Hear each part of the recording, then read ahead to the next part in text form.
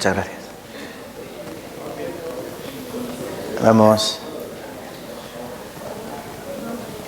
Vamos a empezar la palabra de hoy. Se sientan todos, por favor, y vamos a comenzar. Les pido que me acompañen en oración. ¿Oramos juntos? ¿Sí?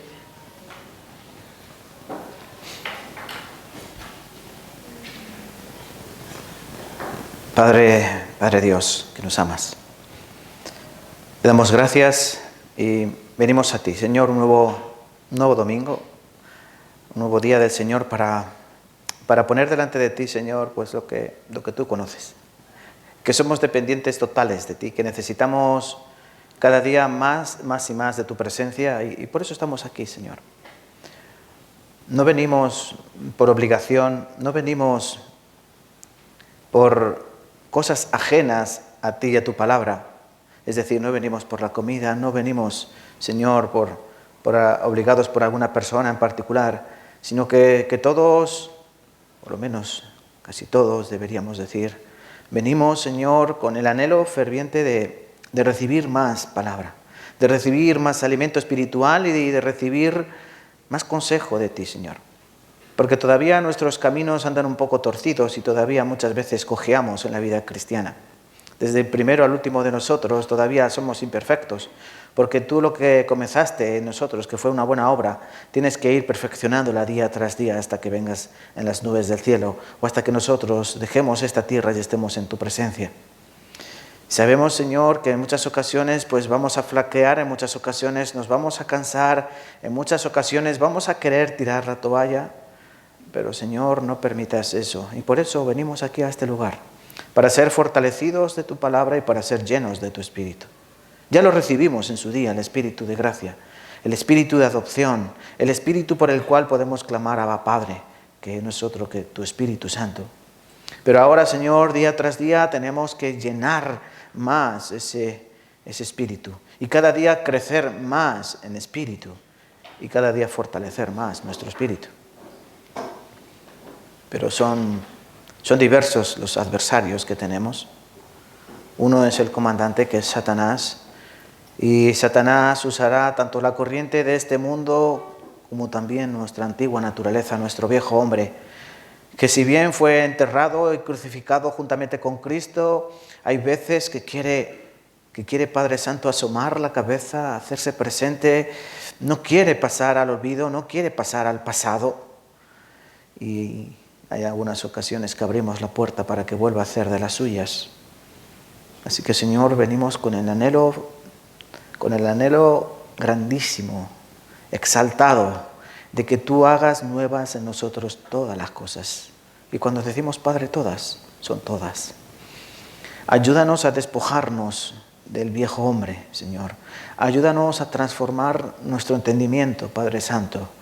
Y ayúdanos a poder combatir con sabiduría, con denuedo, con pasión a ese adversario, a ese acusador, a ese enemigo que está esperando como león rugiente a ver a quién devora. Señor, que no sea uno de nosotros. Por eso debemos prepararnos en la instrucción, debemos prepararnos en el cuartel, debemos prepararnos, Señor, en este lugar, adiestrándonos y haciéndonos listos para esa batalla que se lleva a cabo día tras día en nuestras vidas. Ayuda, Señor, a esta iglesia, te lo pedimos. Ayuda a los hermanos que no han podido venir por cualquier causa. Ayuda, Señor, a los que todavía no son tuyos y siguen todavía envaneciendo su mente y cegado su corazón, porque todavía son algunos. Y también, Padre Santo, te pedimos por los pastores, débiles también, en algunas ocasiones insensatos y negligentes. Ayuda, Padre Santo, a hombres para que prediquen la palabra de Dios. Ayuda al que predica hoy en este lugar para que a través de sus labios no salga opinión humana. Aléjame, Señor, de que sea mi opinión, de que sea mi pensamiento, sino que sea la voluntad de Dios, que sea la palabra de Dios la que salga a través de labios de hombre. Señor, te damos gracias por las cosas que haces posibles en nuestras vidas y te damos gracias porque podemos nuevamente deleitarnos con tu palabra, que es viva y eficaz.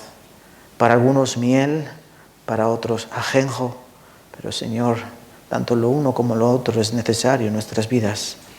El pecado tiene que producir en nosotros amargura, pero la salvación en Cristo Jesús, a través de la fe, debe producir en nosotros placer y delicia. Ayúdanos, Padre, te pedimos en el nombre de Cristo Jesús. Amén y amén. Vale, muchas gracias por orar conmigo. Vamos a abrir nuestras Biblias, por favor. Primera de Tesalonicenses, capítulo 5. Primera de Tesalonicenses, capítulo 5, versículos 23 y 24.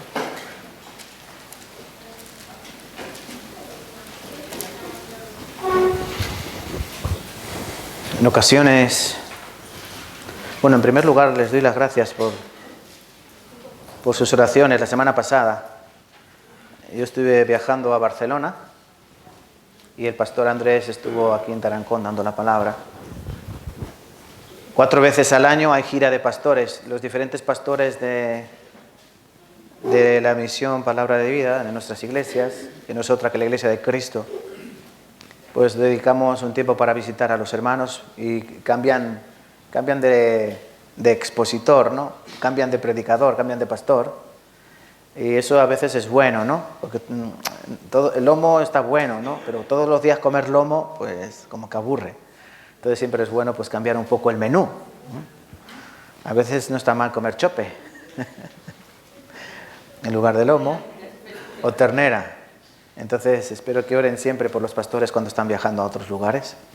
Y yo lo siento por ustedes porque yo ya estoy de vuelta. Entonces les doy las gracias por esas oraciones. Los hermanos de la iglesia de Barcelona les envían saludos, oran por ustedes. Yo les prometí que nosotros teníamos que orar por ellos para que sean fortalecidos también. Porque después de la pandemia es cierto que muchas almas se han enfriado y mucha gente se ha apartado de la palabra. Igual que también después de la pandemia, pues muchas almas han venido a Cristo para buscar respuestas a sus inquietudes.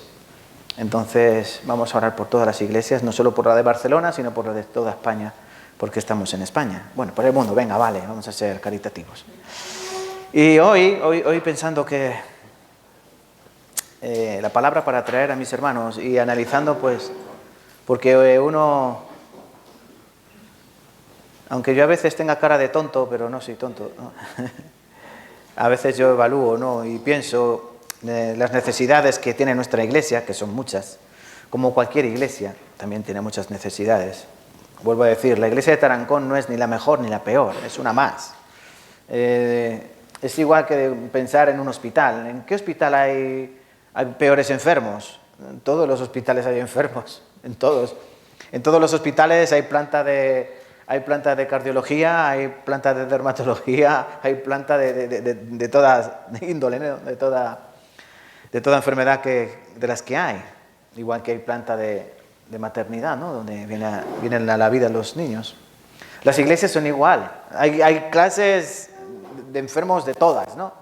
Hay enfermos espirituales, hay enfermos carnales, y dentro de las enfermedades espirituales pues hay algunos que están con doble ánimo, a veces sí, otras veces no.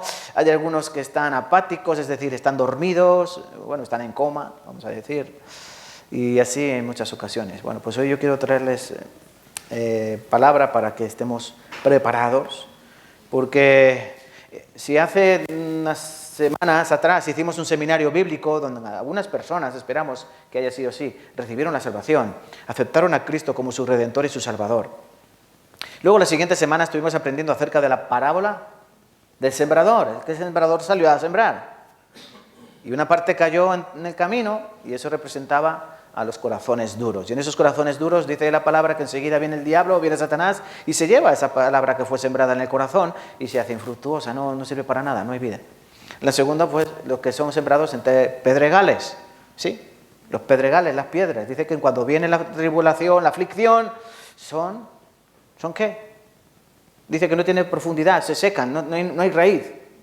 Y son de corta duración, dice así la palabra.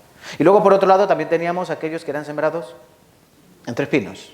Y juntamente crecen los unos con los otros, los espinos y esa semilla sembrada. Pero dice que luego pues los afanes de la vida, las riquezas y el deseo de otras cosas, ¿qué hacen?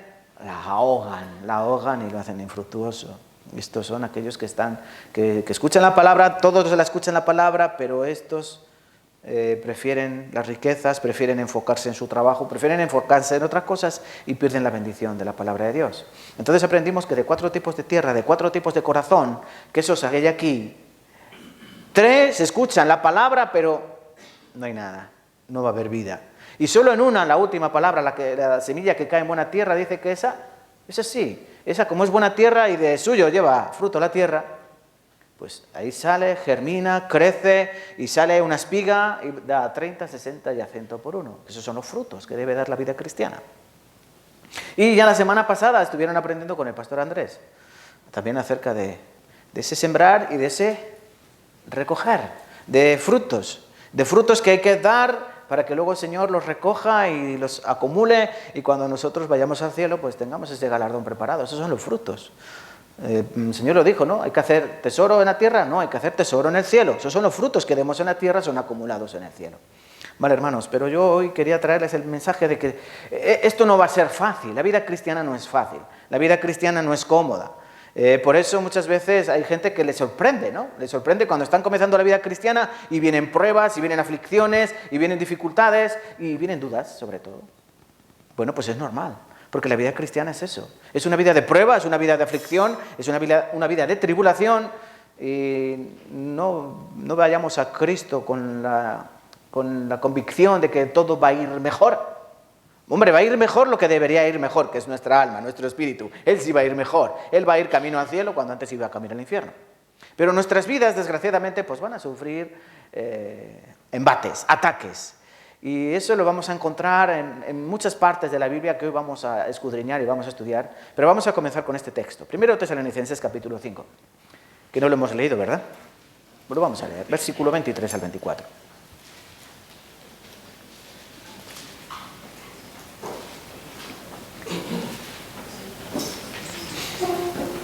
Primera Tesalonicenses capítulo 5, versículos 23 y 24. Os leo. Y el mismo Dios de paz os santifique por completo, y todo vuestro ser, espíritu, alma y cuerpo sea guardado irreprensible para la venida de nuestro Señor Jesucristo. Fiel es el que os llama, el cual también lo hará. Es un mensaje que utilizamos normalmente en el primer día de seminario para explicar que el hombre en sí mismo tiene, digamos, 3 partes, aunque no son 3, son 2. Una parte carnal, que es el cuerpo físico que todos vemos, y una parte espiritual, que está compuesta por alma y espíritu, que están unidos, porque forman parte del ámbito espiritual. Alma y espíritu están unidos por Dios, pero ¿qué ocurre? Pues que, como aprendemos, el espíritu está muerto, el espíritu está fallecido, muertos en delitos y pecados, muertos de nuestro padre Adán. Por eso nacemos con esa enfermedad, podemos decir congénita, de que todos venimos a este mundo muertos espiritualmente. Por eso todo el mundo peca, comete pecado, porque no hay justo en esta tierra, no hay hombre que nunca peque. Pero hay una cosa que puede hacer división entre el alma y el espíritu, ¿y qué es? Hebreos capítulo 4, versículo 12. La palabra de Dios, ¿no? Dice que esta penetra hasta lo más profundo del ser. Discierne los pensamientos y las intenciones del corazón, pero dice que penetra y divide el alma y el espíritu. Es decir, es como un bisturí de precisión que puede separar el uno del otro. No hay otra cosa. No hay otra cosa que los pueda dividir. Alma y espíritu van juntos. Pero la palabra de Dios puede hacer diferencia entre el alma y el espíritu. ¿Por qué? Porque el espíritu es de Dios, el alma es del hombre. Pero Dios, ¿qué hace? Unirlos con la salvación. Cuando hemos pasado de muerte a vida, ¿qué es esa vida? La vida del espíritu, no se está refiriendo a otra clase de vida. Dice, ya no estáis muertos en delitos y pecados, sino ahora estáis vivos para Cristo, vivos para Dios. Porque el Espíritu de Dios ha vuelto a renacer. ¿Eso es nacer de nuevo o no? El famoso nacer de nuevo de la Biblia. Es necesario nacer de nuevo, significa nacer de arriba, nacer de Dios. Y como Dios es espíritu, pues yo tengo que nacer de espíritu. Mi espíritu nace juntamente con mi alma, ahora sí somos un ser perfecto, cabal. Como era Adán, todo en armonía, carne, cuerpo, alma, mente y espíritu, coordinados y concertados, pueden trabajar para la obra de Dios. Si el espíritu está muerto, el hombre jamás podrá trabajar fiel para la obra de Dios. Podrá hacer intentos con el esfuerzo de su mente. Por eso ahora, hermanos, podemos dar respuesta a qué ocurre cuando una persona que dice que ser cristiano, pero parece que fracasa una y otra vez, o que no llega, que no alcanza, que se queda en el camino. ¿Saben por qué? Porque lo hace con sus fuerzas, lo hace con su mente. Y como la mente divaga y como la mente es así, de doble ánimo, depende cómo te levantes, así estás ese día, ¿verdad? Pues así encontramos cristianos que un día sí y otro día no, y otro día bueno, y otro día... ¿Entienden? ¿Me entienden, mis hermanos? Bien. Si no has nacido de nuevo, si no tienes el Espíritu de Dios, tú no eres un cristiano verdadero. Tú puedes decir que eres cristiano, pero simplemente estás mintiendo. ¿Sí? ¿Entienden esto?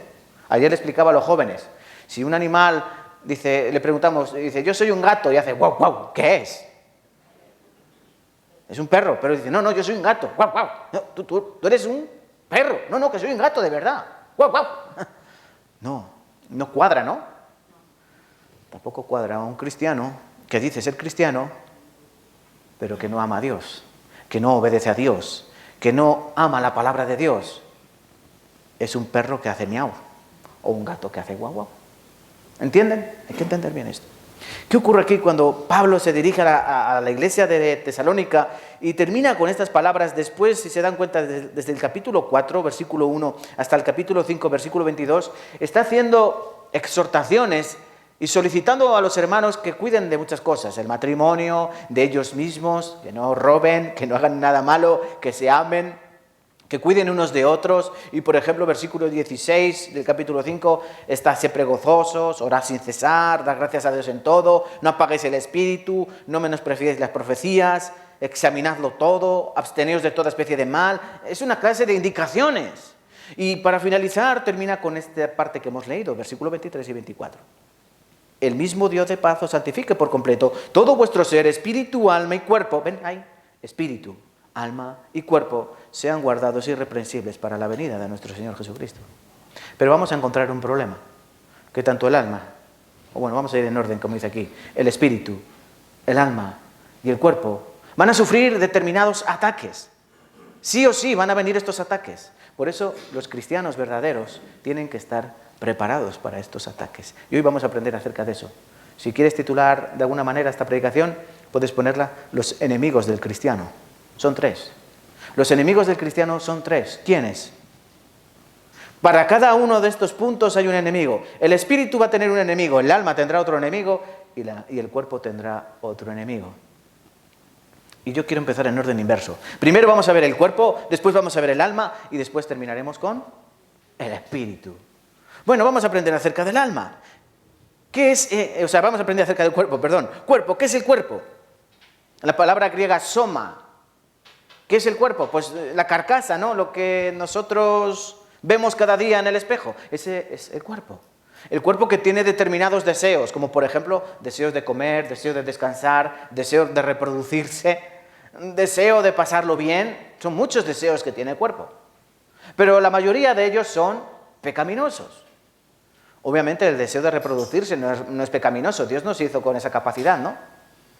¿Qué le dijo a Adán y a Eva? Creced y multiplicaos. Y Adán y Eva no se multiplicaban por mitosis, ¿no? Ni por esporas, ¿no? Se multiplicaban como nos multiplicamos todos. Entonces, eso no es pecaminoso en sí porque es el plan de Dios para la multiplicación de los hombres. Cuando es pecaminoso es cuando eso lo empleamos de una manera ilegal, en una manera no ortodoxa, o en una manera en la que Dios no ha preparado, es decir, fuera del matrimonio. ¿Entienden? Por eso es pecado el deseo sexual, cuando es ilícito, ¿sí? Igual que todas las cosas, el comer, ¿por qué Dios nos ha dado la capacidad de deleitarnos de la comida? Hay animales que no se deleitan de la comida. El cerdo come come fruta podrida. ¿Y estará buena? Yo creo que la fruta podrida no está buena. El cerdo come toda clase de porquerías. Sí. Pero yo creo que no saborea. Él come por comer. Él traga todo. Igual que muchos animales comen por comer. Pero el hombre cuando come se deleita. Por eso dicen que el comer es un placer. A nadie le oye, vamos a comer. Y dice, oh, qué rollo, ¿no? O qué mano, tú estás deseando que te inviten a comer porque es un placer. Y Dios nos deleitó con esa capacidad de deleitarnos de la comida. Otra cosa es que tú vivas para comer. Que solo pienses en comer, en comer, en comer, en comer. Eso también es pecaminoso. Miren, hermanos, como cosas que hay en nuestro cuerpo, cosas que hay en nuestra carne, pueden ser pecaminosas si las sacamos de contexto. Bueno, bien, en este pasaje, que Pablo está deseando que todo nuestro cuerpo sea guardado irreprensible, quiere decir que nosotros somos responsables de cada una de ellas, tanto del cuerpo, del alma y del espíritu. Dios nos ha capacitado para que nosotros cuidemos de todas ellas. Y como dice aquí, que sea guardado irreprensiblemente, ¿sí? Porque Dios nos va a santificar. Y cuando Dios nos santifica, nosotros podemos hacer esta guardadura, podríamos decir. Porque guardar, ¿qué significa? Retener. Tenemos que retener y controlar. Bueno, este cuerpo, este soma, que es un instrumento para la vida, ¿qué enemigo puede tener? ¿Qué enemigo puede tener mi cuerpo?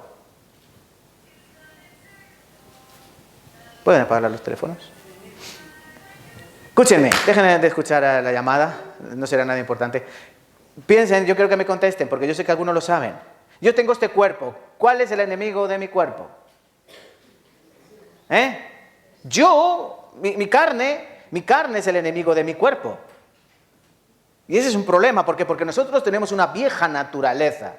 Porque yo antes, como dice Pablo, nosotros antes, que estábamos muertos en delitos y pecados, antes que vivíamos en la corriente de este mundo, antes que vivíamos según los deseos de nuestro cuerpo, antes era antes. Pero ¿ahora qué es ahora?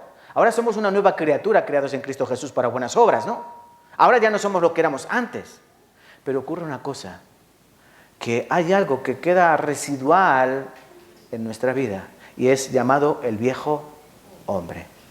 Hay un viejo hombre, igual que hay un nuevo hombre. ¿Son nuevos hombres? Y cuando digo hombres, también mujeres, ¿vale? Hombres y mujeres, ¿son nuevos?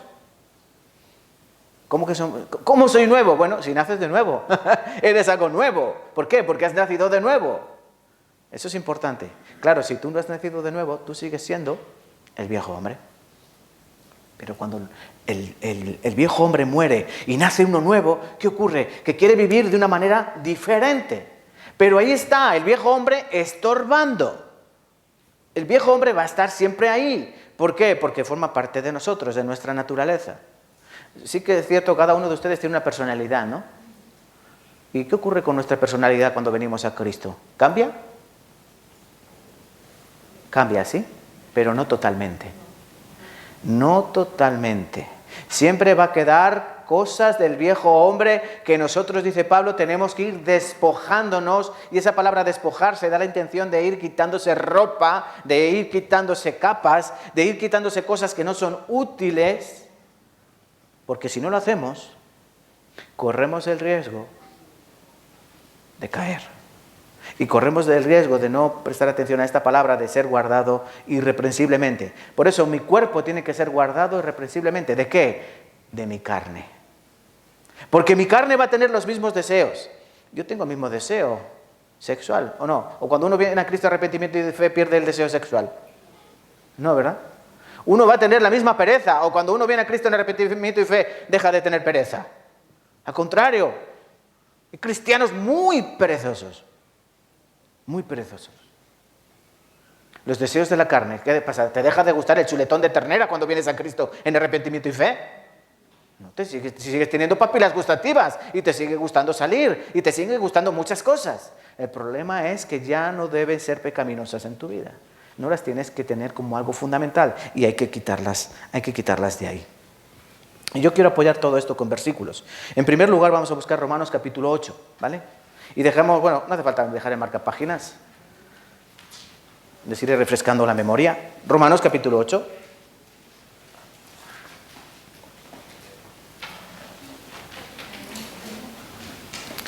Romanos capítulo 8,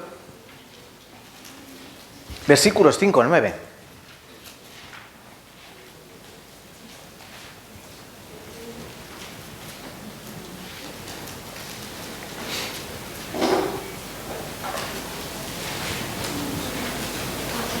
¿Lo tenemos? Romanos capítulo 8, versículos 5 a 9. Vamos a leer juntos. Porque los que son de la carne piensan en las cosas de la carne, pero los que son del Espíritu en las cosas del Espíritu. Porque el ocuparse de la carne es muerte, pero el ocuparse del Espíritu es vida y paz. Por cuanto los designios de la carne son enemistad contra Dios, porque no se sujetan a la ley de Dios, ni tampoco pueden. Y los que viven según la carne no pueden agradar a Dios. Mas vosotros no vivís según la carne, sino según el Espíritu, si es que el Espíritu de Dios mora en vosotros. Y si alguno no tiene el Espíritu de Cristo, no es de Él. Muy claro, ¿no? Carne, los carnales piensan en las cosas de la carne. Y los espirituales piensan en las cosas espirituales. Los designios de la carne dice que son enemistad contra Dios. Pablo dice, pero vosotros ya no sois de la carne. Vosotros ya no vivís según la carne, sino según el Espíritu, si es que el Espíritu de Dios mora en vosotros. ¿Entienden esto? Tiene que morar el Espíritu de Dios en nosotros. ¿Para qué? Pues para que yo pueda combatir con los deseos de mi carne, que todavía alguna vez van a intentar germinar, pero habrá una lucha, que dependiendo de cómo se encuentre tu fortaleza espiritual, podrás combatir o no contra tu carnalidad. Por eso podemos encontrar cristianos carnalizados. ¿Saben por qué? Porque han apagado el espíritu, porque han dormido al espíritu. ¿Y qué pasa? Pues que cuando el gato no está, los ratones salen a bailar. ¿Entienden? Muy fácil, ¿no? Si el espíritu duerme, la carne hace de las suyas. Y eso ocurre cuando damos rienda a la carnalidad. Por eso tenemos que tener cuidado con nuestro cuerpo. Versículo 13. Porque si vivís conforme a la carne, moriréis. Si vives conforme a la carne, quiere decir que tú no has nacido de nuevo. Quiere decir que no tienes el Espíritu de Dios. Mas, si por el Espíritu haces morir las obras de la carne, viviréis. Mas, si por el Espíritu haces morir las obras de la carne, viviréis. Es muy clara la palabra de Dios. Vamos a tener una lucha continua. Tu carne y tu cuerpo van a batallar. Tu carne, esa carne que antes le dabas todos los placeres y te gustaba y te deleitabas, ahora alguna vez va a exigir, oye, que yo quiero, ¿te acuerdas? Pero tu cuerpo, guardado irreprensiblemente por el Espíritu, que dirá, no, tú ya no formas parte, tú ya no tienes opinión. Por eso hay que tener cuidado con la carnalidad. Romanos capítulo 6, yo leo yo, no busquéis. Romanos 6, 12. No reine pues el pecado en vuestro cuerpo mortal, de modo que le obedezcáis en sus concupiscencias, ni tampoco presentéis vuestros miembros al pecado como instrumentos de iniquidad, sino presentaos vosotros mismos a Dios como vivos de entre los muertos, y vuestros miembros a Dios como instrumentos de justicia. Un cristiano, ¿cómo tiene que presentar su cuerpo? ¿Cómo tiene que presentar un cristiano su cuerpo? Pues tiene que presentarlo como un sacrificio vivo y eficaz, como un sacrificio a Dios. ¿Para qué te hago falta? ¿Para qué te soy útil? ¿Qué quieres que yo haga, Señor? Porque yo ahora estoy vivo, ahora yo controlo, ahora yo estoy a tu disposición, Señor. ¿Qué quieres que tú hagas con este cuerpo? Y Dios nos dirá, ve y predica, ve y congrégate, arrodíllate y ora. Así nos dice la palabra, ¿no? Claro. Pero aquí pone el énfasis en que hay que tener cuidado de no presentar el cuerpo, ¿para qué? Para cosas de iniquidad. Nosotros nos acordamos del viejo hombre, ¿no? ¿Tú cómo presentabas tu cuerpo antes al pecado? Muy fácilmente, ¿no? ¿Qué hay que hacer? ¿Hay que ir a la disco? Vamos. ¿Qué hay que hacer? ¿Hay que robar? Robamos. ¿Qué hay que hacer? ¿Emborracharse? Nos emborrachamos. ¿Había algún problema en eso? No había ningún tipo de problema. Simplemente estábamos esperando la ocasión oportuna. Pero ahora no, ahora no. Hay que guardar el cuerpo. Dice Pablo también en Romanos, capítulo 7. Os leo. Yo sé que en mi carne, ¿ven? La palabra carne, no mora el bien. Romanos 7, 18. Si lo tienen a la vuelta de la hoja. No mora el bien en mi carne, no mora el bien. Claro que no mora el bien, porque es una naturaleza contaminada. No mora el bien, porque el querer el bien está en mí, pero no el hacerlo. Porque no hago el bien que quiero, sino el mal que no quiero, eso hago. Y si hago lo que no quiero, ya no lo hago yo, sino el pecado que mora en mí. Así que queriendo yo hacer el bien, hallo esta ley, que el mal está en mí. Porque según el hombre interior, ¿qué hace el hombre interior? Me deleito en la ley de Dios, el espiritual. Pero veo otra ley en mis miembros. ¿Qué miembros? En mi cuerpo.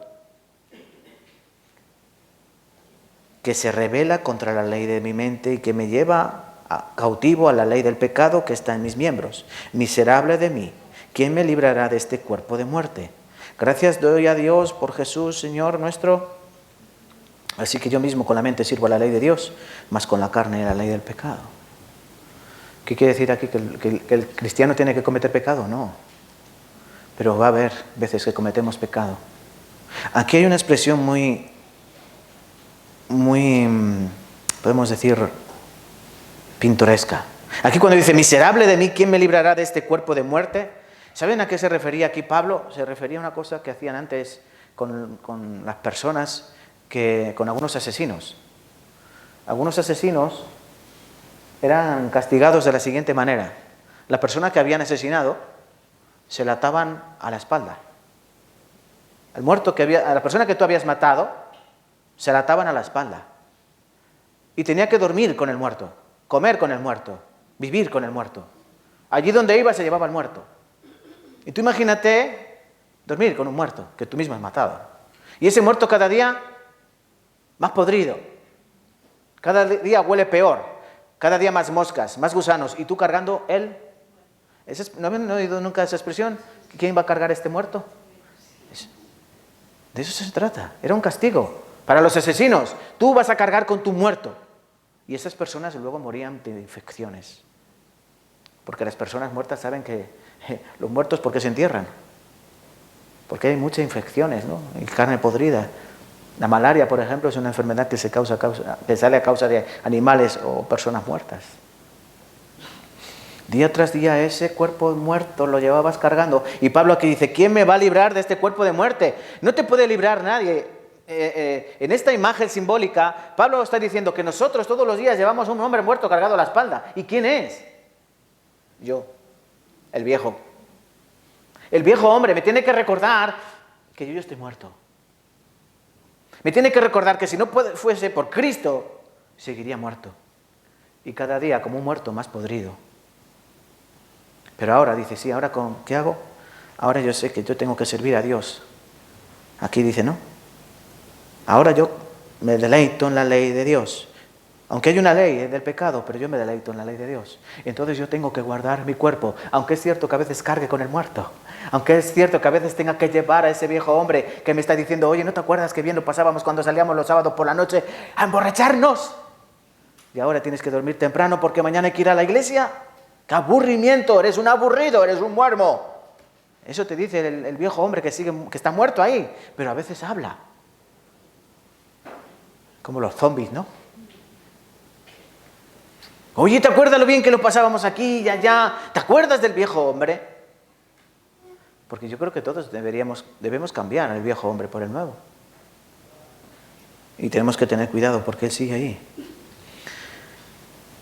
¿Cómo podemos hacer esto? ¿Cómo podemos guardar al nuevo hombre que vive en la carne? En una carne que según aquí dice Pablo, escuchen bien, aquí dice Pablo que yo estoy sometido a una ley, a la ley del pecado, pero yo sé que mi cuerpo tiene que ser guardado irreprensiblemente para el Señor y que yo tengo que presentar mi cuerpo como un sacrificio a Dios, que yo lo que tengo que hacer con mi cuerpo ahora es presentarlo, igual que lo presentaba igual de bien para el pecado, lo tengo que presentar igual de bien para el Señor. El problema es cuando vivías en tu otra vida, vamos a decir así, cuando vivías en el pecado y cometías todos los pecados y te encantaba emborracharte y te encantaba lo otro y lo demás allá, pero ahora cuando vienes a Cristo, ¿no haces nada? ¿Estás presentando el cuerpo? No. Entonces el cristiano tiene que presentar su cuerpo para el Señor, para que el Señor nos diga todo lo que tenemos que hacer. ¿Sí, hermanos? ¿Con qué yo puedo dominar mi carne? Porque, voy a escribir en la pizarra. Y así toman nota. ¿Qué les parece? Un momento que cojo una tiza.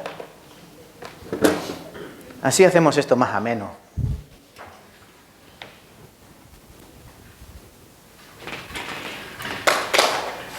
¿Ahí se ve bien? ¿Sí?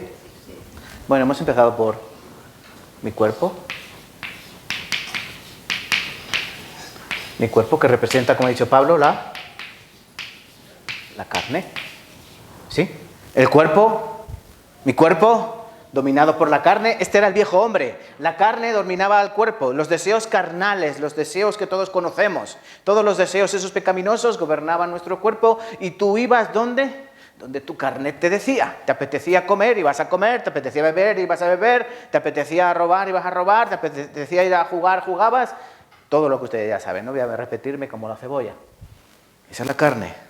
Pero ahora ocurre una cosa, que yo tengo que guardar mi cuerpo, teniendo en cuenta que tengo en mis espaldas una carne pecaminosa, que yo tengo que batallar con ella y que se van a enfrentar, pero yo necesito una herramienta que me sirva. ¿Necesitamos o no necesitamos una herramienta? Y Dios nos provee esa herramienta. ¿Cuál?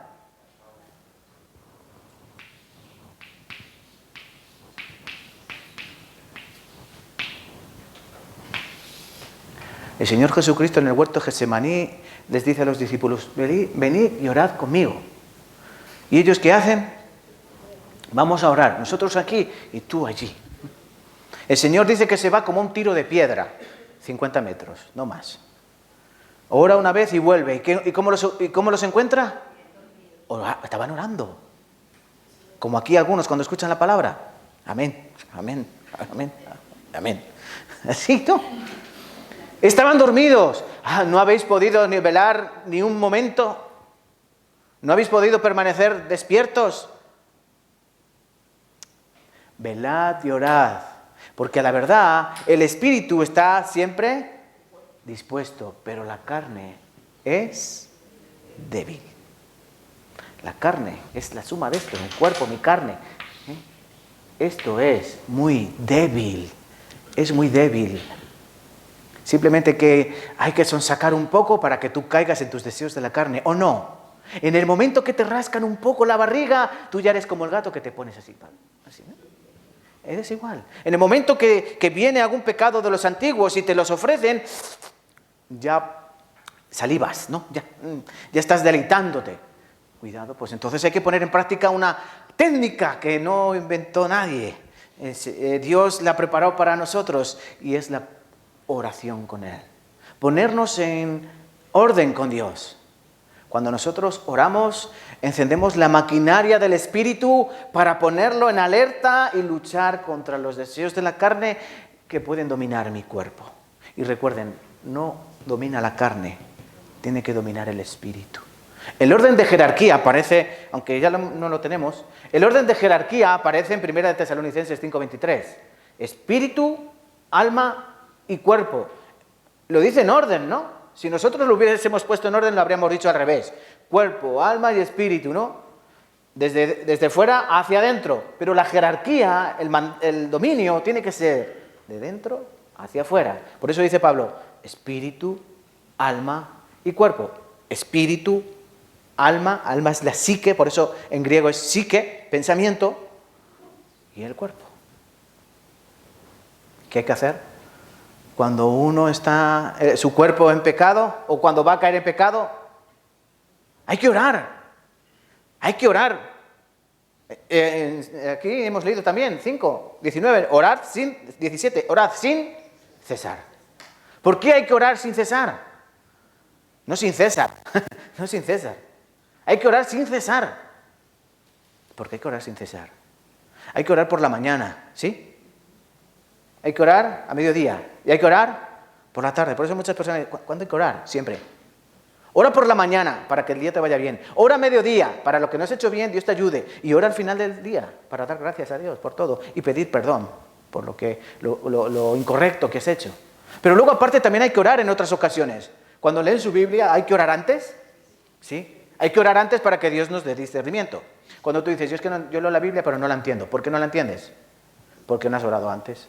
Si tú oras antes, Dios te va a dar sabiduría y entendimiento para entender esas cosas. Y si piensas que no, es porque no crees en Dios. No crees en la palabra de Dios. Porque dice que Dios da sabiduría, ¿o no? Él tiene toda. Y Dios le da al que la pide. Señor, voy a leer tu palabra. A veces me suena chino, pero dame tu sabiduría para que me suene a español. Claro. Ora antes de leer la Biblia. ¿Oras antes de comer? ¿Oran antes de cenar? ¿Oran antes de desayunar? Bueno, ¿y por qué no oras antes de leer la Biblia, que es el alimento espiritual? Es la comida del espíritu, pues igual que oras antes de comer la comida de la carne, ora antes de recibir la comida del espíritu. Y ora después, como hacía Daniel. Oraba antes y luego oraba después. ¿Para qué? Ay, gracias Señor, porque me das sabiduría. Esto no lo entendía y ahora lo he entendido como una lámpara abierta, como un libro abierto, como una lámpara encendida. Y es así, la oración funciona para todas las cosas. Pero, ahora aquí voy a meter el dedo en la llaga. ¿La oración es importante? Es fundamental. La oración es fundamental. Si tú no oras, tú estás perdido. Así literal. Si tú no oras, tú estás perdido. Y ahora piensa, haz un ejercicio de memorización, no, de examen, autoevaluación, así. ¿Cuánto oras? ¿Cuánto oras? ¿Cuánto oras?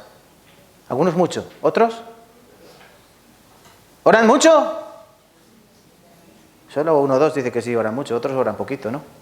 Hay que orar más y hablar menos. Hay que orar a Dios más y hablar con otras personas menos, para que Dios ponga en orden todas las cosas. Esa es la herramienta que Dios nos da, la oración. La oración. Colosenses 3:5, haced morir pues lo terrenal en vosotros, fornicación, impureza, pasiones desordenadas, malos deseos y avaricia, que es idolatría. ¿Cómo yo puedo hacer morir lo terrenal en mí? Con oración. Si yo no oro, ¿qué ocurrirá? Que yo estoy poniendo mi cuerpo a disposición de mi carne para hacer los deleites de la carne. Y no caminaré según la palabra de Dios. No caminaré según la palabra de Dios. El poder del Espíritu viene de dentro. Y por eso hay que orar desde dentro hacia afuera. 1 Corintios 9:26. Así que yo de esta manera corro, no como a la aventura, de esta manera peleo, no como quien golpea al aire. Está hablando Pablo, 1 Corintios 9.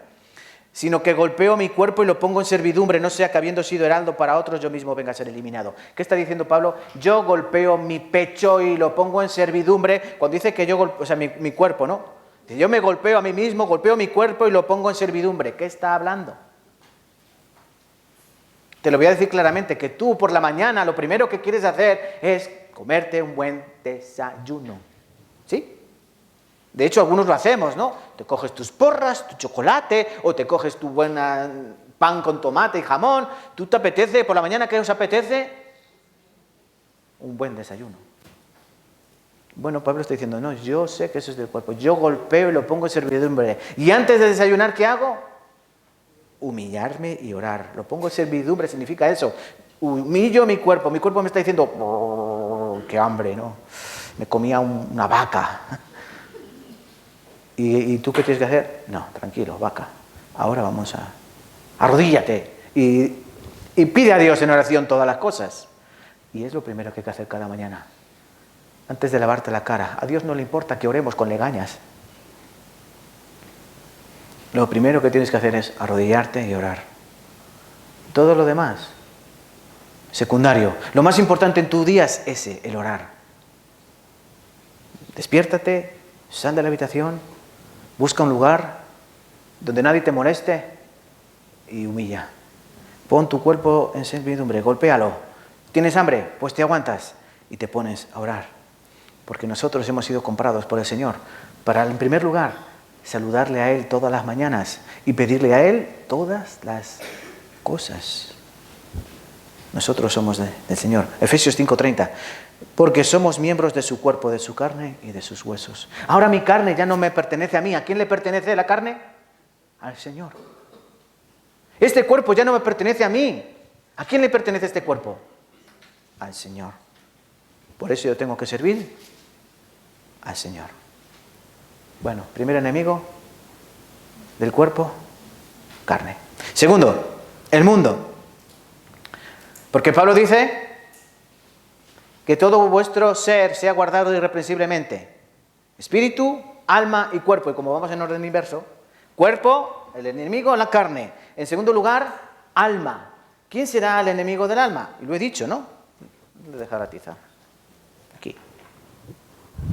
Si por un lado tengo el cuerpo, que mi enemigo es la carne, y por otro lado yo tengo una cosa llamada alma, que hemos dicho que es la psique, el pensamiento, ¿cuál será el enemigo? El mundo. El mundo es el enemigo del alma, de mi pensamiento. Romanos capítulo 12. Buscamos un momento, Romanos 12. Enseñanzas prácticas que empieza a decir Pablo a los romanos.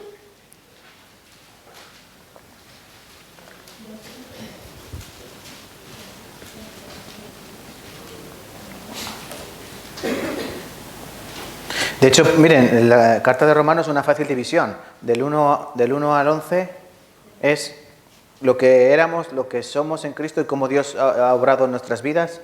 Y luego del capítulo 12 en adelante, ¿qué hay que hacer ahora? Por eso el capítulo 12, ¿cómo se titula? Deberes cristianos. Así que, hermanos, versículo 1 y 2. Os ruego por las misericordias de Dios que presentéis vuestros cuerpos en sacrificio vivo, santo, agradable a Dios, que es vuestro culto racional. Aquí, ¿qué hay que hacer? Presentar vuestros cuerpos en sacrificio vivo. Nuevamente esta expresión, presentar el cuerpo, no para el deleite de la carne, sino para Cristo. Continúa diciendo versículo 2. No os conforméis a este siglo, sino transformaos por medio de la renovación de vuestro entendimiento, para que comprobéis cuál sea la buena voluntad de Dios, agradable y perfecta. Palabras fundamentales aquí. No os conforméis a este siglo. Significa que no tienes que tener la misma forma. Cuando dice la palabra siglo se refiere al mundo. Es como si dijese aquí la palabra, no os conforméis a este mundo. No te metas en el mismo molde. ¿Entienden? Los moldes, han hecho galletas, que hay moldes de estrella, moldes de corazón, hay molde redondito, hay molde de triángulo, ¿sí? Esos son moldes donde tú metes la masa. Nosotros no podemos meternos en el molde del mundo. ¿Por qué? Porque ya nos hemos salido del molde. Ya no pertenecemos a ese molde. Y a la gente le parece algo extraño. Ah, tú ya no eres así. Tú ya no entras conmigo en el mismo juego. Ya no vienes conmigo a los mismos lugares. Ya no hablas de la misma manera. ¿Cómo ha sido eso posible? Obviamente aquí dice, por medio de la renovación de vuestro entendimiento. Tenemos que ser transformados, cambiados de forma, porque hemos sido sacados de molde. ¿Y ahora qué tenemos que hacer? Con esa cosa que no se puede meter en ese molde mundano. Bueno, pues ahora hay que cambiarlo, hay que transformarlo. Y dice aquí que tenemos que cambiar y renovar nuestro entendimiento para comprobar lo que es bueno y agradable a Dios. Eso es muy sencillo, el problema es que no queremos. Porque a mí me gusta el molde. ¿Saben por qué? Porque he salido de ese molde. ¿Entienden? Esto, a ver, voy a hacer una comparación, una parábola. Si yo tengo una galleta redonda y la saco del molde de redondo, pero yo quiero luego meterla en un molde triangular, ¿qué tengo que hacer? Tengo que coger la galleta y hacerla triangular, pero la voy a romper. ¿Será más fácil volverla a meter en el molde redondo? Nosotros muchas veces es más fácil estar en el molde del mundo. ¿Por qué? Porque hemos salido de ahí y tenemos cierta semejanza. Pero Pablo dice, la palabra de Dios nos dice que tenemos que transformar nuestra mente. ¿Saben dónde empieza la batalla del cristiano? En nuestra mente, en nuestro entendimiento. Porque Dios ha cambiado nuestra manera de pensar, nuestra manera de creer, nuestra manera de sentir. Ha cambiado toda nuestra manera de enfocar las cosas. Por eso dice, ahora no, ahora sácate el pensamiento del mundo y mételo en el molde que yo te iba a decir. ¿Cuál es ese molde? Su palabra es el molde. Por ejemplo, si hablamos de noviazgo, ¿podemos hablar de noviazgo? ¿Cómo es el noviazgo? Muy bonito, ¿no? Hay dos tipos de noviazgo. Uno el bíblico, otro el mundano. A nosotros nos han metido en el molde. ¿Cómo es el noviazgo en el mundo? Chicos, chicas se conocen, chicos, chicas salen juntos, ¿sí? Chica se arregla mucho, chico también se arregla, salen juntos, chicos, chicas se gustan mucho, se dan besitos, chicos, chicas duermen juntos cuando quieren. Ese es el noviazgo del mundo, ¿no? Y nos han metido en ese molde. Chicos, chicas hacen lo que les da la gana. Se van de viaje, se van de viaje. Se acuestan juntos cuando quieren, cuando quieren. Y luego ya cuando se cansan, ¿qué hacen? Se casan. O se separan. Porque es fácil, ¿no? Como no hay ningún lazo, no me gusta. Busca otro. ¿Y qué? Chica encuentra otro chico. ¿Y qué ocurre? Salen juntos, se acuestan juntos y después se casan o no se casan. Ese es el noviazgo del mundo. ¿Pero es el correcto? No. Lo que pasa es que nos han metido en ese molde. El problema es cuando los cristianos entramos en el molde mundano. El noviazgo dentro de la iglesia no debe ser así. No debe. ¿Qué ocurre cuando tú coges y tomas el noviazgo mundano dentro de tu vida cristiana? No cuaja, no cuadra, no va bien. El Señor no va a bendecir, el Señor no va a guardar, el Señor no va a cuidar. ¿Y cómo debe ser el noviazgo bíblico? Pues el noviazgo que era siempre. Simplemente ha cambiado hace unas décadas. Pero antes, chico y chica se conocían, ¿sí? ¿Y qué ocurría? Que chico no tocaba a chica, porque si chico toca a chica, chico muere. ¿O no? Antes, ¿cómo llegaban las mujeres al matrimonio? Vírgenes. Casi todas, o todas, la mayoría. Siempre había alguna que se salía del tiesto, ¿no? Pero ahora, ¿qué mujer llega virgen al matrimonio? ¿No? Alguno haría... Bueno, es de risa. Y estoy solo... claro, ¿pero por qué? Porque nuestra mente, la mente del mundo, cambia muy fácilmente. Nos dicen blanco, blanco. Nos dicen negro, negro. Y es Satanás el que gobierna esa corriente mundanal. Por eso ahora no pasa nada. Ahora facilitan eso, ¿no? Facilitan que no pasa nada. Había campañas hace poco en España de usa preservativo, pónselo. En lugar de decirte, oye, no lo hagas, déjalo para el matrimonio, que es mejor, que es más deleitable y es más sano. Pero no, te lo ponían en bandeja. Ahora lo ponen más en bandeja, no pasa nada. Tú, chico, puedes con chico que se cree chica, puedes con... Da igual. Dentro de nada nos dirán, ay, ¿estás enamorada de tu perro? No pasa nada. Es un animal de Dios. Si no amas, cásate con él. Que no nos dé Dios unos días, o sea, unos años, que lo veremos como... Yo creo que hay gente que se ha casado con su gato y con su perro. La corriente de este mundo nos va a meter en moldes. Entonces, no me quiero extrapolar. Aprovechando porque en la iglesia pues puede haber algunos noviazgos. ¿Qué debe ser el noviazgo bíblico? Bueno, Pablo dice en en 1 Corintios 7, bueno le sería al hombre no tocar mujer. Ya de entrada, ¿no? Pablo dice, bueno le sería al hombre no tocar mujer. Bueno, ¿qué pasa? Pablo, ¿estás en contra de la humanidad o qué? Bueno, Pablo pensaba desde el punto de vista humano y desde el punto de vista de la iglesia. Bueno, nos van a perseguir, nos van a ultrajar, nos van a matar. Pues bueno sería que no tengamos mujer y que no la toque. ¿Por qué? Porque, en primer lugar, el que tiene mujer va a intentar agradar a la mujer antes que a Dios. Y eso pasa en ocasiones. Intentamos agradar a nuestro marido, a nuestra esposa o al marido antes que a Dios. Por eso Pablo dice, yo lo quiero evitar. Pero bueno, es mejor que te cases a que te estés quemando, ¿no? Bien. Si yo tengo deseos y a mí me gustan las chicas o me gustan los chicos, pues tarde o temprano me tengo que casar, pero hazlo conforme a la palabra de Dios. Tiene que haber un periodo de conocimiento. Conocer a la persona con la que vas a compartir supuestamente el resto de tu vida, ¿no? En primer lugar, tiene que ser cristiano. Si tú eres cristiana, tiene que ser cristiano. Si tú eres cristiano, ella tiene que ser cristiana. Porque la palabra nos dice, no os unáis en yugo desigual. Porque no puedes juntar en el mismo yugo, el yugo era la madera que se le ponían a las reses o a las mulas para arar, no puedes poner en el mismo yugo a un burro y una vaca. No, ni son la misma especie, ni van a tener la misma fuerza. No puedes poner a un caballo con un toro, no. La vaca con la vaca, el buey con el buey, la mula con la mula, el caballo con el caballo. Por eso dice Pablo, no os unáis en yugo desigual. Porque ¿qué compañerismo tiene la luz con las tinieblas? ¿O qué comunión hay, ¿no?, entre Cristo y Belial? ¿Qué comunión hay entre el blanco y el negro? No hay ninguna comunión. No hay ninguna coinonía. Por eso si tú eres creyente y tu novio es incrédulo, ¿qué ocurrirá? Pues que habláis el mismo idioma.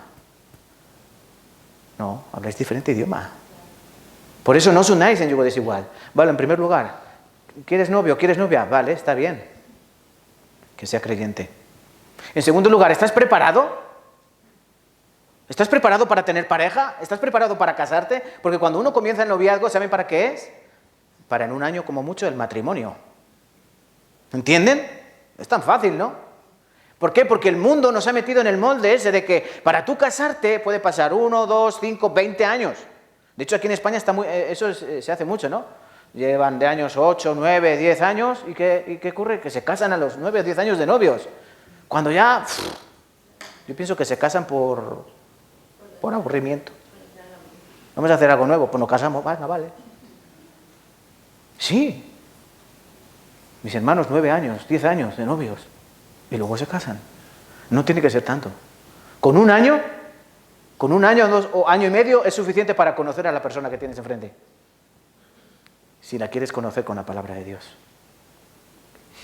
Si es de la iglesia, si es creyente, estará en la iglesia, le podrás observar. ¿Ora? Sí. ¿Lee la Biblia? ¿Cómo habla? ¿Cómo camina? ¿Cómo se dirige a los demás? ¿Ama a los hermanos? Esas son cosas que hay que observar.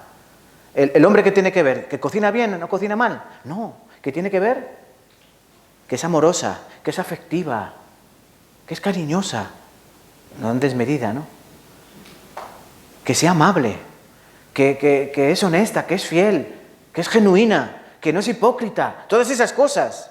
Entonces, todo eso debe hacerse dentro del ámbito de la iglesia. Y miren, estoy hablando solo una cosa del noviazgo. Hay otras cosas que el mundo nos ha metido en ese encuadre, en ese molde, y el cristiano entra por el aro. Y no puede ser así. Porque nosotros que tenemos la mente de Cristo. Tenemos la mente de Cristo, ya no, nuestro pensar ya no tiene que ser el pensar carnal, ni mundano, tiene que ser el pensar del Señor. Y hacer las cosas según el Señor. Y si alguno, para terminar este tema, si alguno dice, yo quiero tener novia, pero es que no sé si me quiero casar, pues no tengas novia. O algún novio dice, o al revés, la novia quiere tener novio, pues dice, pero ¿por qué no me quiero casar? Pues no tengas novio. Porque el mundo es así. El mundo es, no, salimos juntos, pero yo no quiero nada serio. No pasa nada. Cuando nos aburramos, ya tú por tu lado, yo por el mío, nada serio. Sí, así es. Ese no es el molde de Dios. Ese es el molde del mundo. Nuestro antiguo hábitat. ¿Se acuerdan de su hábitat? El mundo. El hábitat nuestro, antiguo. Santiago 4:4. Oh, almas adúlteras, dice la palabra. ¿No sabéis que la amistad del mundo es enemistad contra Dios? Cualquiera pues que quiera ser amigo del mundo se constituye enemigo de Dios. Cuando tú quieres meterte en el molde del mundo, te has vuelto un mundano. Y aquí la palabra dice, eres un adúltero, alma adúltera. No has guardado tu palabra, no has guardado tu fidelidad. Fácilmente te has vendido, te han guiñado el ojo en el mundo y ya te has vuelto a él. ¿Se acuerdan? Yo sé que aquí algunos hemos tenido algunas parejas. ¿Te imaginas que una expareja viene y te guiña el ojo? Y tú, y te vuelves a ella. Que fácilmente te has vuelto de tu amor, ¿no? Bueno, Cristo nos amó, Dios nos amó. Y viene el mundo y nos dice, ¿te acuerdas? Papito, así. Y el mundo te guiña el ojo y te dice, ven, tonto, nadie se va a enterar. Eso dice la adúltera, ¿no? La ex. No se parecía a tu novia. Almas adúlteras. La amistad con el mundo es enemistad contra Dios. La palabra nos advierte muy claro de esto. Primera de Juan, vamos a buscar. Capítulo 5. Bueno, en primer lugar, primera de Juan, capítulo 2. Primera de Juan 2.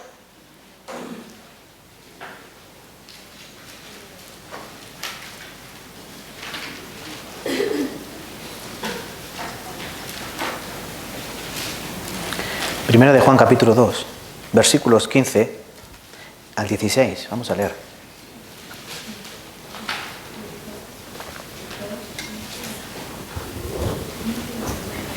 Capítulo 2 de Primera de Juan, versículo 15 al 17. Vamos a leer juntos. No améis al mundo, ni las cosas que están en el mundo. Si alguno ama al mundo, el amor del Padre no está en él. Porque todo mundo, los deseos de los carnes, los deseos de los ojos y la vanagloria de la vida no provienen del Padre, sino del mundo. El mundo pasa y sus deseos, pero el que hace la voluntad de Dios permanece para siempre. No améis al mundo. ¿Por qué Juan está aquí dirigiendo esta palabra? No améis al mundo. Porque los cristianos, incluidos los cristianos verdaderos, alguna vez van a tener alguna tendencia a mirar de reojo. ¿A quién? Al mundo. A nuestro antiguo hábitat. Volviendo. ¿Alguna vez te has encontrado con algún ex? ¿Y qué has hecho? ¿Te has hecho el tonto o has mirado de reojo? A ver si me mira. ¿Sí? ¿Sí? ¿Ha pasado eso? ¿Ves a un ex? Ay, está bien. Sí. Lo miras de reojo, a ver si te mira, tú lo miras. Nosotros al mundo muchas veces lo miramos de reojo. Por eso la palabra nos exhorta. Juan dijo, no améis al mundo, ni las cosas, ni el mundo, ni las cosas que están en el mundo. Porque si alguno ama al mundo, el amor del Padre no está en él. Puede quedar un residuo. Igual que puede quedar un cierto sentimiento con un ex. ¿Sí? Porque fue eso. Fue alguien en tu vida, pero ahora ya no es nada en tu vida. Pero eso sigue ahí porque estuvo ahí. Pero no quiere decir que sigas amándola o amándolo. Pero ahí estuvo, ¿no? Y nos guste o no, siempre las personas dejan huella. ¿Sí? Dejan huella hasta los animales. Yo me acuerdo de mis gatitos de los gatitos que tenía en casa, de los animales que murieron en el hogar. También uno se acuerda, pues como uno se acuerda de los ex, de las ex, porque formaron parte de tu vida y aprendes de los errores, ¿no?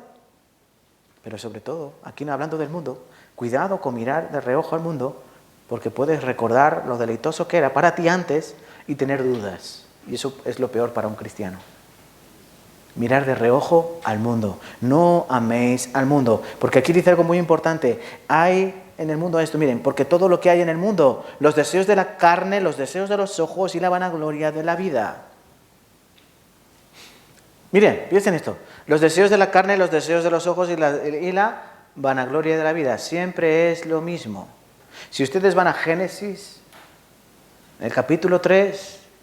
¿Qué ocurre? ¿Qué ocurre ahí con Eva cuando vio el árbol del fruto? Dice que lo vio con los ojos. ¿Sí? Y era codiciable el árbol.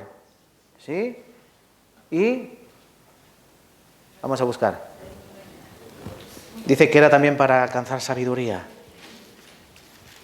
Génesis capítulo 3. Juan dice, deseos de los ojos, deseos de la carne, deseos de los ojos, vanagloria de la vida. Génesis 3. Y vio la mujer que el árbol era bueno para comer, que era agradable a los ojos, era árbol codiciable para alcanzar sabiduría. ¿Qué hay ahí implicado? Miren, Juan dice, los deseos de la carne, los deseos de los ojos, la vanagloria de la vida. Aquí el árbol, ¿cómo era? Era bueno, era agradable para la carne, los deseos de la carne. Era agradable a los ojos. Los deseos de la vida, no. ¿Qué desea uno en la vida? Pues lo que entra por los ojos, ¿o no? Tú lo que te entra por los ojos, tú lo quieres en tu vida, ¿o no? Si no te enseñan el último iPhone, tú no lo deseas. Si tú no te enseñan el último modelo de Tesla, tú no lo codicias. Si a ti no te desean la moda, la ropa de moda, la ropa que te gusta, pues tú no la deseas. Si tú no ves esos zapatos, tú no te los compras. No los deseas. Es tan fácil como eso. Lo que ves entra por los ojos y ¿qué hace? Pues lo deseas. Como ocurrió con este fruto. Y luego termina diciendo, y era codiciable para alcanzar sabiduría, la vanagloria de la vida. Era codiciable, era deseoso para tener sabiduría. Eso mismo le ocurrió ¿a quién? A Satanás. Eso mismo le ocurrió a Satanás. Y con esos mismos deseos tentó al Señor, ¿o no? Mateo 4 tentó al Señor ¿cómo? Con el pan. ¿Piedra? ¿Tienes hambre? Pues mira, aquí una piedra, conviértela en pan. Deseo de la carne. La carne dice que el Señor tenía hambre en la carne. Luego dice, le llevó, ¿dónde? Lo llevó al templo. Tírate del templo. Que cuando envíe, escrito está, enviará a tus ángeles para que no tropiecen tu pie en tierra. Está diciendo, mira, Cristo, o sea, Jesús, yo te dejo aquí en el alto del templo, tú te tiras, los ángeles vienen para que no mueras, espachurrado, te van a coger en el aire y te van a dejar en la tierra. Y todo el mundo que está alrededor del templo van a decir, ¡wow! ¿Sí? Eso le estaba pidiendo. Tírate, para que todos vean cómo vienen los ángeles, te guardan, y tú, ¿qué serás? Aplaudido, ¿no? Así es. Claro, allí es. Allí es. Y luego, ¿qué ocurre? Que lo lleva al monte más alto. Y dice, todos estos reinos te daré si postrado me adoras. La vanagloria de la vida. La vanagloria de la vida. Siempre es lo mismo.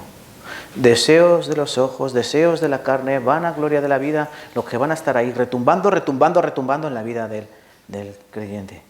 Vale, hermanos, por eso tenemos que tener cuidado con el mundo. 1 Corintios 7:31. Dice, les leo yo, y los que disfrutan de este mundo como si no lo disfrutasen porque la apariencia de este mundo se pasa.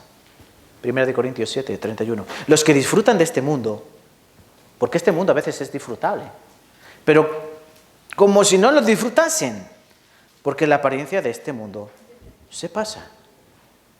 La apariencia de este mundo se pasa. Nosotros ya no pertenecemos a este mundo. Cristo lo dijo, ¿no?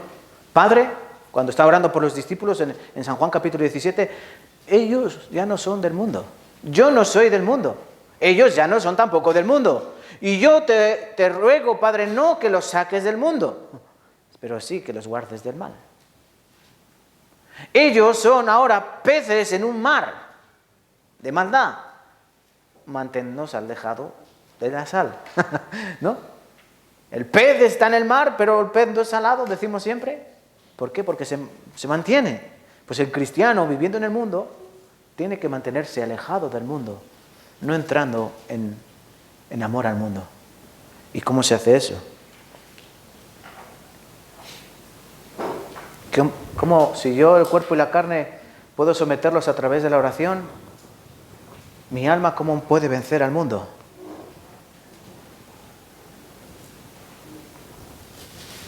¿Alguien lo sabe?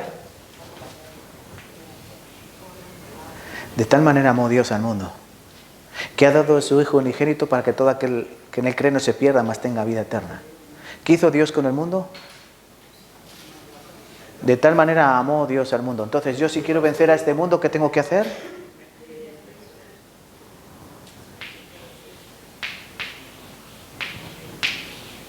Amar. Pero, a ver, pastor, aclárate. Si en 1 de Juan capítulo 2, versículo 15, no améis al mundo, ahora estás diciendo que ¿qué tenemos que hacer al mundo? Amarlo. A ver, ¿cómo se explica esto? Es que hay maneras de amar. Hay diferentes maneras de amar. Si yo, por ejemplo, me llaman mis amigos, que muchas veces me llaman, oye, vente para acá, vente para allá, y yo, ¿cómo los puedo amar? Ah, venga, me voy con vosotros. ¿Sí? ¿Les estoy amando? No. Estoy amando el mundo. Hay que saber diferenciar. Una cosa es amar el mundo y otra cosa es amar a la humanidad, que es muy diferente. Yo tengo que manifestar mi amor a través de una cosa llamada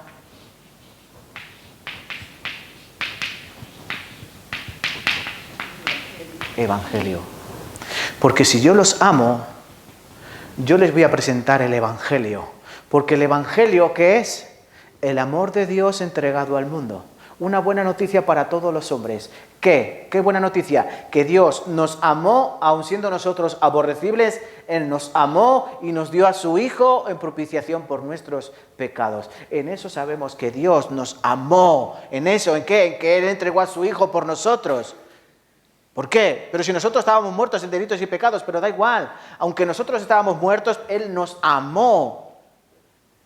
¿Y yo qué tengo que hacer al mundo? Aborrecerlo.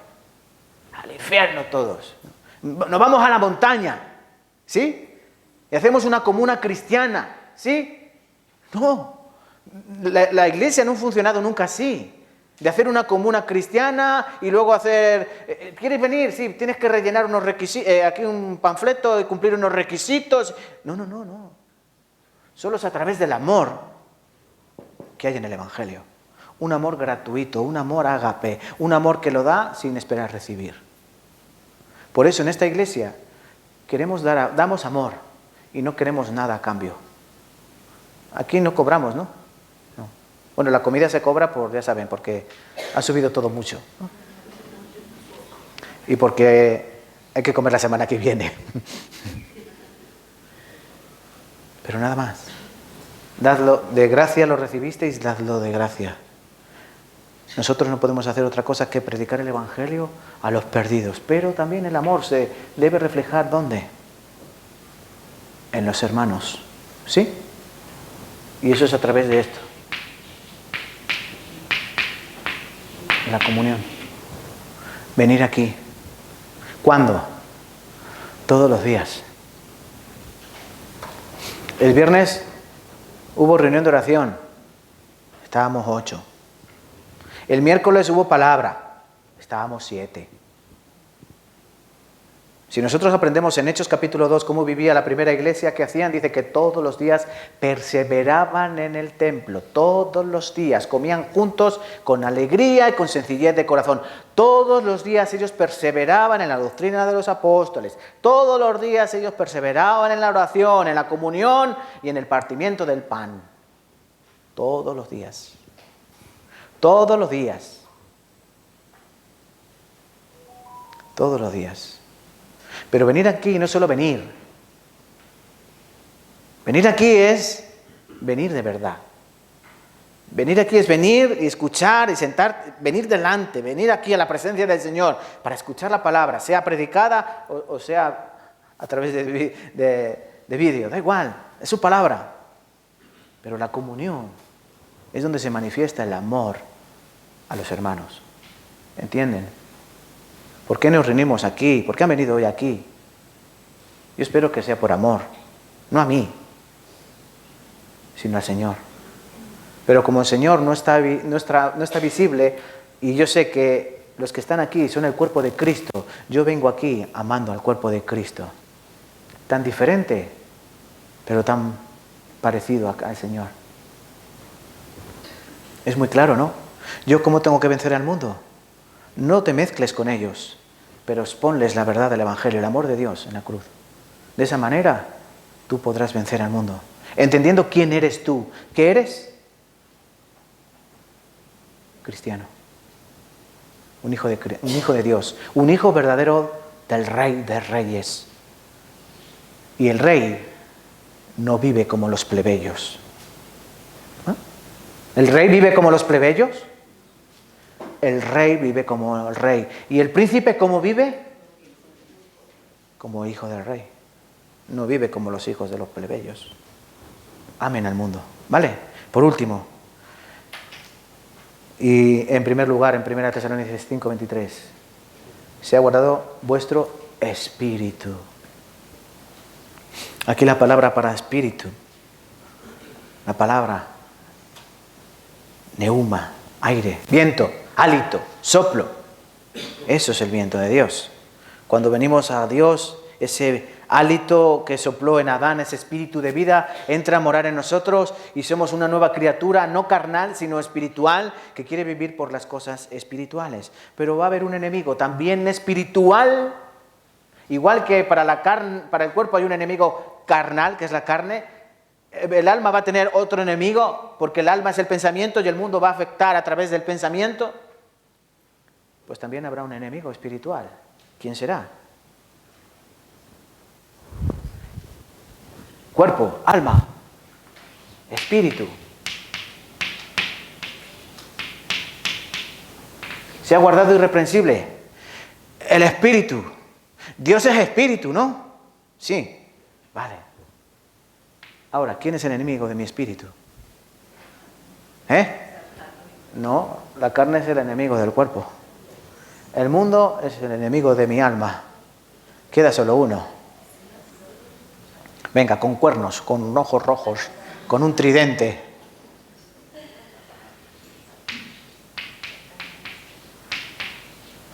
Vamos a poner así, Satán, porque es la palabra original griega, Satán.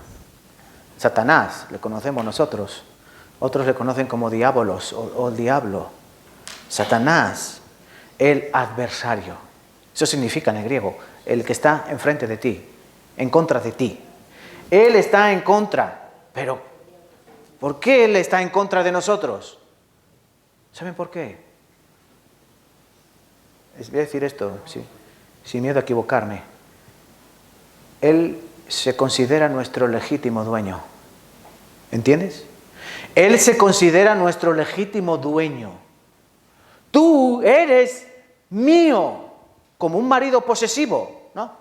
Tú eres mía, ¿no? Y tú solo te arreglas para mí. Allá yo que sé, algunos, ¿no? Tú solo para mí. Satanás es así. Pero si tú eres mío, ¿qué haces ahora no con un amigo? ¿Qué haces con mi enemigo? ¿Qué haces con Dios? Tú eres mío, me perteneces a mí. Vuelve aquí ahora mismo, te lo digo. Pero que no me enfades y no verás mi ira. Ese es el diablo actuando en nuestra vida. Sigue siendo mío. ¿Qué ocurre cuando un cristiano peca? Hay una voz dentro que te dice, pues vaya cristiano. Vaya ejemplo que estás dando. Me carcajeo. No eres nadie, eres un falso, hipócrita. ¿No han oído esa voz? ¿Quién es? La palabra diablo significa el acusador. Él va y te acusa. Acusa tu conciencia. No, sigues siendo el mismo. ¿Te piensas que ahora eres hijo de Dios? No, sigues siendo mío. Recuérdalo, y siempre serás mío, mío, mío, mío. Sí, como una mala pesadilla, ¿no? No hagan caso. Él irá al Señor, a Dios, dirá, mira tu hijo lo que está haciendo. Si estaba mejor conmigo, que lo hacía todo bien. Ahora contigo, todo mal. No confíen en Él. Él es mentiroso. Él es padre de mentira. Él es homicida desde el principio. Cuando habla mentira, porque de suyo habla. San Juan capítulo 8, ¿no? Él siempre va a decir mentiras. Él engañó a Eva con mentiras. Él intentó que Cristo cayese con mentiras. Él va a llegar a ti con mentiras. Y Él será tu adversario. 1 de Pedro 5, 8. Sed sobrios, velad, porque vuestro adversario, el diablo, miren qué juego de palabras hace aquí Pedro. Vuestro adversario, vuestro Satán, el diablo, como león rugiente, anda alrededor buscando a quien devorar. ¿Qué nos dice la palabra? Miren, escuchen. 1 Pedro 5:8. Sed sobrios, velad, porque vuestro adversario, el diablo, como león rugiente, anda alrededor buscando a quien devorar. ¿Cómo anda? Como león rugiente. Porque él quiere amedrentarnos. Escúchenme, dejen de buscar en la Biblia. Mírenme. El diablo no es un gatito. Algunos piensan que el diablo es un mito, que el diablo no existe, que el diablo es un león. Y dice la palabra que es un lobo. Y es como rugiente. Un león rugiente, ¿cómo es? Es aquel que está, el león cuando ruge en la selva. Cuando quiere hacerse notorio. Cuando quiere decir, que estoy aquí y que esto es mío. Yo soy el rey de la selva, ¿no? ¿Quién es el rey de la selva? Tarzán. Es el león. Es el león. Y dice, y anda. No está quieto, él anda. No se cansa, no duerme, no come. No es perezoso. Los cristianos duermen, se cansan, son perezosos, distraídos. Son como esos cervatillos que están en la sabana comiendo la hierba, ¿no? ¡Qué rico, qué rico! Y no saben que detrás de un arbusto está el león esperando a que la mamá se aparte un poco. ¿Para qué? Para abalanzarse y comérselo. Él es un enemigo, él es un adversario, como un león, anda alrededor buscando a quien devorar. ¿Andará por aquí el diablo? Yes. ¿Sí? Pero no es esto una iglesia cristiana, sí lo es. Pero no hay puertas que puedan interferir en su camino. Por muchas puertas que pusiésemos aquí y vallas, él puede entrar, porque él es espíritu. Por eso la batalla es contra el espíritu. Pablo dijo en Efesios 6, no tenemos lucha contra carne ni sangre, no. Sino que nuestra batalla es ¿contra qué? Contra principados, contra potestades, contra los gobernadores de las regiones del este, contra huestes espirituales de maldad. Huestes espirituales de maldad. Nuestra batalla es contra un enemigo que no se ve, y es el peor enemigo, el que no se ve. El que pasa desapercibido, el que crees que no está. Y lo tienes delante de tus narices y no lo es. Él está aquí ahora mismo esperando a ver a quién se come, a ver a quién devora, a ver a quién hace caer. ¿Y a quién se comerá de todos nosotros? ¿Al fuerte? ¿No? ¿El león a por quién va? Aun siendo el rey de la selva, ¿va por el macho alfa? ¿Va por el macho que tiene los cuernos más grandes? No. Va por el enfermo, va por el débil, va por el cojo, va por el distraído, va por el abandonado. ¿Entienden? Por eso, ¿cómo estás tú ahora mismo? ¿Cómo está tu espíritu? ¿Está enfermo? El diablo te está mirando con ojos deleitosos. ¿Estás dormido? ¿Estás distraído? ¿Estás enfermo? ¿Apático? ¿Cojo? ¿Perniquebrado? El diablo se está relamiendo. No te va a quitar la vida, porque la vida está en manos de Dios, pero te puede destruir tu vida cristiana y hacerte inútil para el Señor, porque el Señor dice que nosotros tenemos que presentar los cuerpos en sacrificio para Dios. ¿Qué ocurre cuando el cristiano cae en pecado grave? Se vuelve inútil para Dios. Cada vez se sienta más atrás, sin que nadie le diga nada, cada vez se siente más acusado por la palabra y se va sentando más atrás, y porque no tenemos el tabique roto, si no se sentaría en el almacén. Ya no viene igual, viene un día o no viene, se levanta cada 2 por 3, entra, sale, está inquieto. ¿Por qué? No está bien. No está bien. No sabe cuál es su sitio, si fuera o dentro, está con un pie aquí, otro fuera. Ese es el cristiano que cae en pecado. Deja de orar, deja de leer la Biblia, deja de congregarse, deja de predicar, deja de vivir. Eso es lo que hace el diablo con el cristiano, con su espíritu. La carne está ahí, le vemos, le sentimos, sigue andando, sigue respirando, sigue comiendo, pero su espíritu está vegetal. Es la palabra correcta, vegetal. El diablo. No vamos a buscar San Lucas capítulo 4, versículo 1 al 13, las tentaciones del Señor. Hemos hablado de ello, ¿no? El diablo llega y le dice al Señor, ¿tienes hambre? Pues aquí tienes una piedra, conviértela en pan. Si tú eres hijo de Dios, conviértela en pan. Tan fácil como así. ¡Pum! No, no solo de pan vive el hombre, sino de toda palabra que sale de la boca de Dios. Escrito está, dijo el Señor. Satanás dice, escrito está. Bueno, pues escrito está. Ven. Le llevó aquí en Lucas cambia el orden de Mateo capítulo 4. Aquí el orden es el que lo lleva. En primer lugar dice, escrito está, di a esta piedra que se convierta en pan. Jesús responde, dijo, escrito está, no solo de pan vivirá el hombre, sino de toda palabra que sale de la boca de Dios. Y le llevó al diablo a un monte alto y le mostró en un momento todos los reinos de la tierra.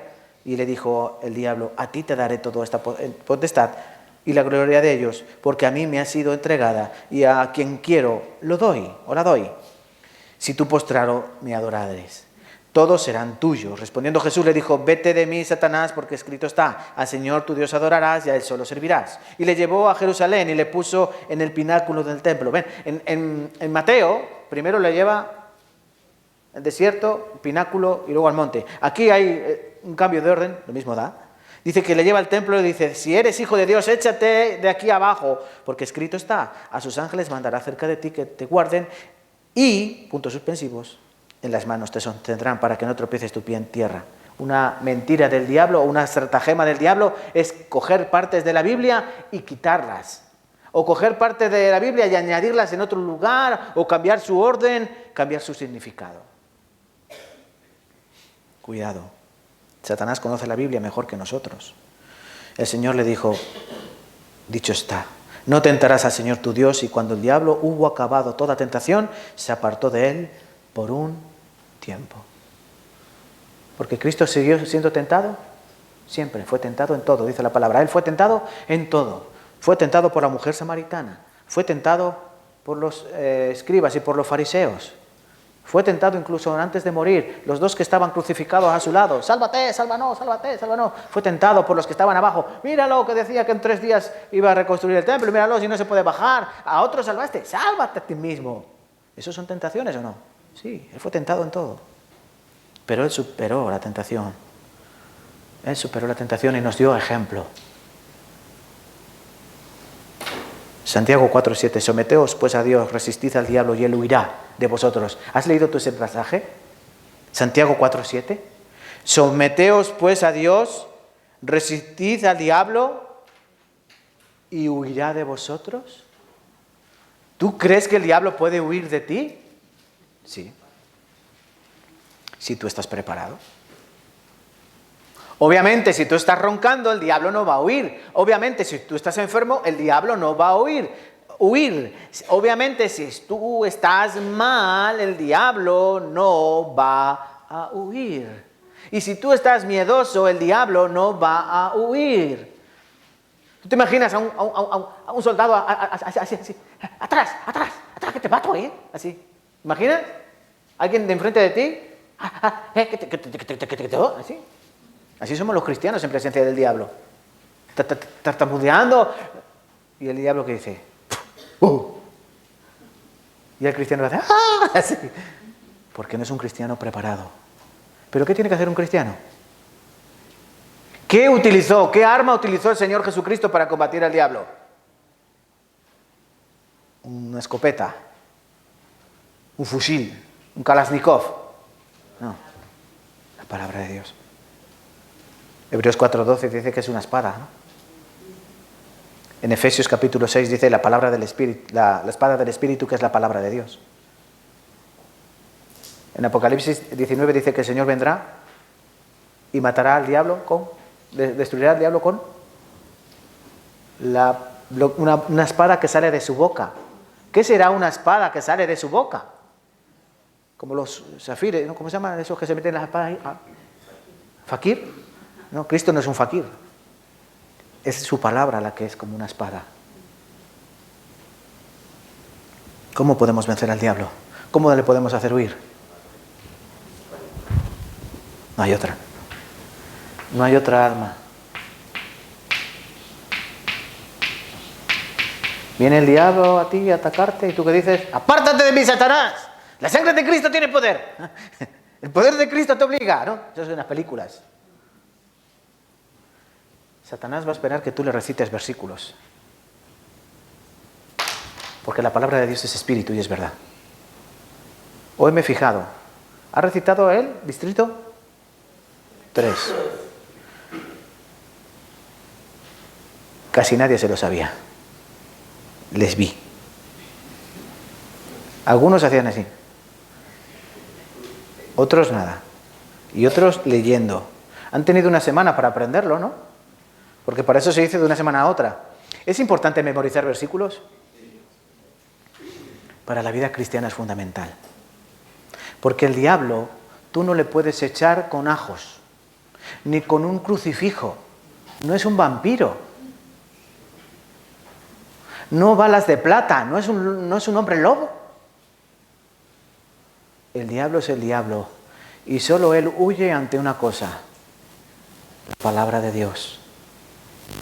Resístele al diablo. ¿Cómo resistió el Señor Jesucristo? Si es que nos dejó, nos la muestra. ¿Por qué nos enseña Mateo 4 o Lucas también 4? ¿Por qué nos enseña las tentaciones de Cristo? Para enseñarnos cómo vencer al diablo. Él volverá, sí, él volverá, porque es un cabezón, porque es perseverante, porque es persistente, es más cansino que nosotros, porque él nos quiere hacer caer. Pero nosotros una y otra vez tenemos que resistirle. La palabra es resistir. No le puedes vencer. Recuerda, él es espíritu, tú no le puedes matar. El único que le puede matar y le matará será Dios. Y no lo mata, sino que lo echará en el lago de fuego que arde por los siglos de los siglos. Entonces no te creas más valiente que David o más fuerte que Sansón. No puedes vencer al diablo, pero sí puedes resistir al diablo. Y él huirá y él te dejará en paz por un tiempo. Pero si tú no recitas la Biblia, si tú no lees la palabra de Dios, si tú no te impregnas en ella, vendrá el diablo y te dirá: ah, con que tú eres hijo de Dios, ¿sí? Mira, una chica guapa, tanto que te gustan. ¿Y tú qué le dirás? Le puedes recitar el Proverbios capítulo 7, ¿no? La mujer adúltera es la ramera, ¿no? Que viene con suavidad de palabras, que te dice: oye, mira, he adornado mi cámara, me he perfumado, mi marido no está, se ha ido, ven, embriaguémonos en amores hasta la mañana. Y tú le dirás: el que es así, dice, es como un buey que es llevado al degolladero, al matadero. Es necio. Yo no soy necio, yo soy sabio, porque yo ando con la palabra de Dios, que es sabiduría.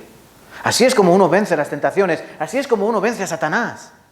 Le resiste con la palabra de Dios. Si tú no conoces la palabra de Dios, estás condenado a caer una y otra y otra y otra vez. Por eso es tan importante que ustedes mediten y por eso es tan importante que recitéis los versículos y que los memoricéis. Porque tú no puedes llegar a Satanás y decirle: por ahí en el Nuevo Testamento está escrito que... ¿Entienden? Tú no puedes llegar a alguien y decirle... Alguien que viene a tentarte, alguien viene de parte del diablo y tú dices: es que escrito está, ¿dónde? En la Biblia. No, en la Biblia hay muchas cosas, pero tú tienes que recitar el versículo con pelos y señales, sin quitar nada, para resistir al diablo y que él huya.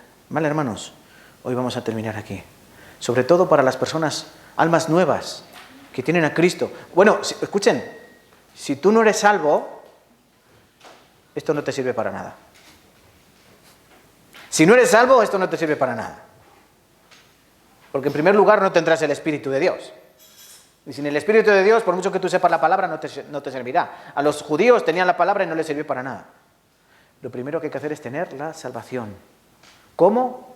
Cree en Jesucristo de todo tu corazón, que Él te perdonó todos los pecados, que Él es tu representante, que Él es tu mediador, que Él es tu Salvador. Que gracias a Él tienes entrada en los cielos, porque Él perdonó todos tus pecados, que ahora has sido adoptado por Dios, que has nacido de nuevo y que ya no andas en camino viejo, sino en novedad de vida. Y a los hermanos nuevos, a los nuevos en Cristo, esto es fundamental. Las luchas vendrán, mi cuerpo, mi alma y mi espíritu serán sometidos a prueba por mi carne, por el mundo y por Satanás. La victoria o la derrota dependerá de lo que tú oras, de lo que tú predicas, de lo que tú te reúnes y de lo que tú aprendes. A esto se le llama una clase magistral. El que tiene oídos para oír, oiga. Vamos a terminar. Señor, Padre eterno, te damos gracias por tu palabra, que ha sido como un banquete para aquellos que pueden apreciar, Señor, desde el primer plato, el segundo plato, los entrantes, el postre, el café, todo ha ido aquí, Señor, incluido. Nos has deleitado y nos has enriquecido, Señor, con tu bendita y santa palabra. Ahora lo que tenemos que hacer es digerirla y usarla en nuestro espíritu, Señor, para el beneficio de nuestra alma, para el beneficio de nuestro cuerpo y sobre todo para la edificación de la Iglesia. Ayuda, Padre Santo, a que esta palabra no caiga por los suelos como en una hucha rota, no caiga en un saco roto, no caiga en un foso, sino que caiga en lo más profundo de nuestro corazón y que caiga en lo más profundo de nuestro entendimiento, para que podamos no solo conocerla, Padre, sino ponerla en práctica. Orar a todas horas, reunirnos todos los días, predicar a toda criatura, Señor, y conocer toda tu palabra, porque toda tu palabra es verdad. Ayúdanos, Señor, para que podamos hacer así, poco a poco, sin prisa, pero sin pausa, para que podamos crecer en todo, para ser semejantes a nuestro Señor Jesucristo. Te lo pedimos en su nombre, para su gloria. Amén y amén. Vamos a cantar una alabanza.